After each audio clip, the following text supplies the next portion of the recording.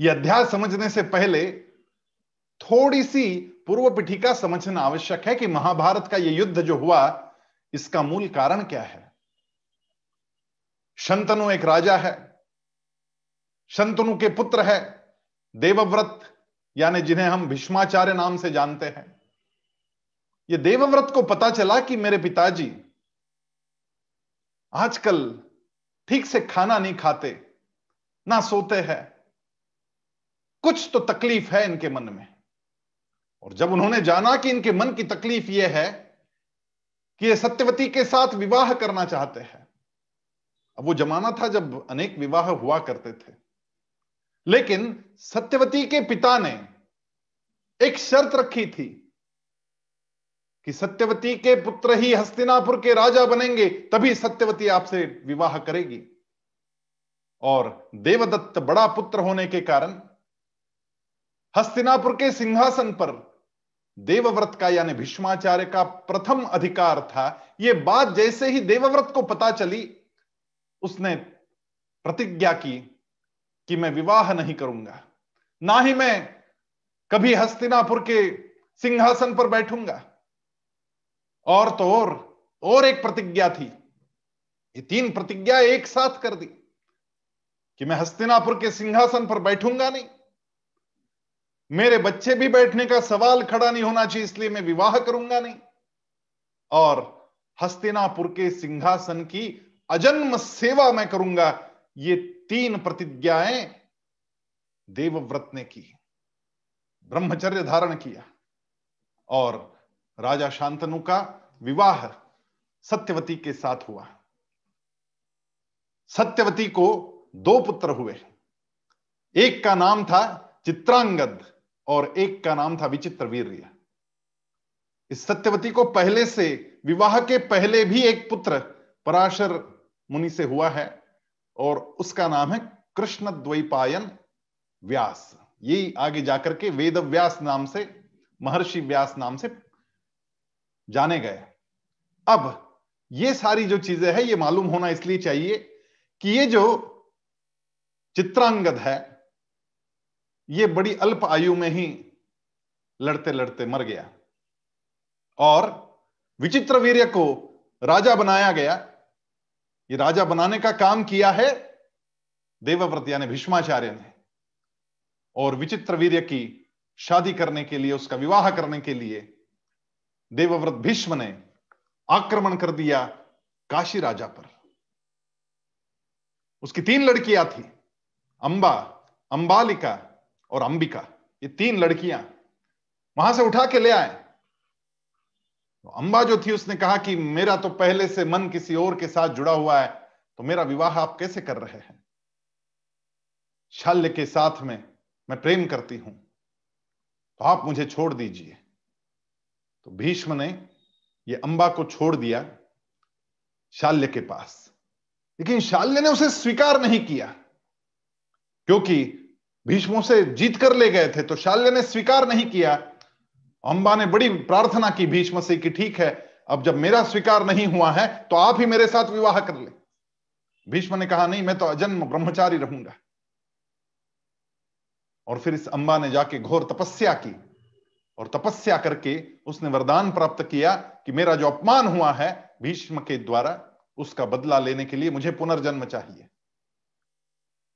अंबिका और अंबालिका, इन्हें विचित्रवीर्य से पुत्र प्राप्त नहीं हुआ, और इसलिए सत्यवती ने अपने पहले पुत्र व्यास को बुलाया, और व्यास के आने से, उनके तपोबल से ये पुत्र प्राप्त हुए अंबा और अंबालिका को। लेकिन उनका तेज अंबा सह नहीं पाई, अंबालिका सह नहीं पाई। उसने, वो सफेद हो गई, डर गई।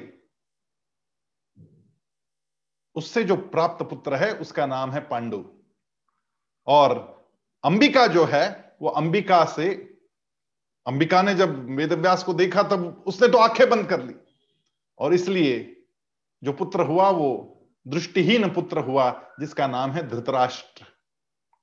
और कौरव जो है वो धृतराष्ट्र के 100 पुत्र, और पांडव जो 5 है वो पंडु के 5 पुत्र।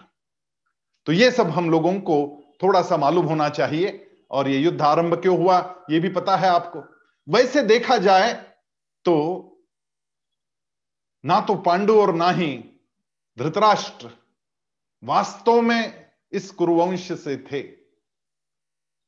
क्योंकि अंबालिका और अंबिका इनसे यह प्राप्त है, और पिता है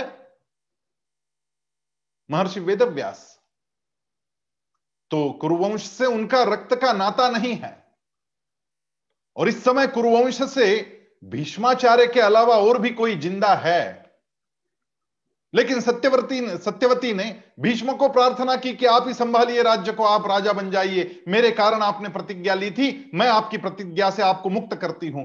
लेकिन भीष्म प्रतिज्ञा शब्द सभी भाषाओं में हम लोग इस्तेमाल करते हैं। उसका कारण यह है कि वो अड़िग थे अपनी प्रतिज्ञा के ऊपर कि ना, मैं ये काम नहीं करूंगा। पांडु क्योंकि बड़े अशक्त थे, इसलिए धृतराष्ट्र को राजा बनाया गया, एक अंध व्यक्ति को हस्तिनापुर का राजा बनाया गया। इसका कारण था भीष्म को यह पता था कि जब तक मैं हूं तब तक कोई चिंता नहीं, और इसलिए इस अंध राजा को राजा तो बनाया गया, लेकिन यह धृतराष्ट्र निकला अपने नाम जैसा। यह राष्ट्र को, उस राज्य को ऐसे पकड़ के बैठ गया, जकड़ के बैठ गया धृति के साथ में, धृतराष्ट्र हो गया। तो इसने, पांडवों ने जब कहा कि हमें भी हमारा अधिकार चाहिए, तो आधा आधा राज्य का बंटवारा हुआ। और आधे राज्य के बंटवारे में जो खांडव वन है, जहां केवल जंगल ही जंगल था, निर्मनुष्य इस प्रकार का जंगल, ऐसी आधी भूमि जहां से कोई राजस्व आना नहीं था, क्योंकि लोग ही नहीं थे तो कहां से पैसा आता, ऐसी भूमि इनको दे दी गई। पांडवों ने वो भी शिरोधार्य माना और वो खांडव वन चले गए। और खांडव वन को उजाड़कर वहां पर उन्होंने इंद्रप्रस्थ बनाया। वो इतना सुंदर इंद्रप्रस्थ बनाया कि हस्तिनापुर से ज्यादा सुंदर था वो। लेकिन फिर वहां जाकर दुर्योधन के मन में यह आया कि अरे ये तो मेरे पास चाहिए। और फिर शकुनी ने कहा ये मैं कर सकता हूं, और शकुनी ने अपनी कपटी चाल से ऐसे फांसे उल्टे फेंके कि पांडवों को पराजित होना पड़ा। 12 वर्ष का वनवास और 1 वर्ष का अज्ञातवास लेना पड़ा। जब 13 वर्ष बाद वो वापिस आए तो उन्होंने अपना राज्य फिर मांगा, नहीं दिया। तो कृष्ण गए, कृष्ण ने कहा 5 गांव दे दीजिए। तब जाकर दुर्योधन ने कहा 1 इंच भी भूमि नहीं, सुई के अग्रभाग पर आएगी इतनी भी भूमि नहीं देंगे। और यहीं से उस युद्ध का आरंभ हुआ, क्योंकि ये जो अधर्मी दुर्योधन है, जिसने पहले तो झूठा खेल खेला, द्रौपदी का चीरहरण किया, और अब यह भाषा की कि सुई के अग्र पर भी आएगी इतनी जमीन में नहीं दूंगा, तो युद्ध का आरंभ हुआ।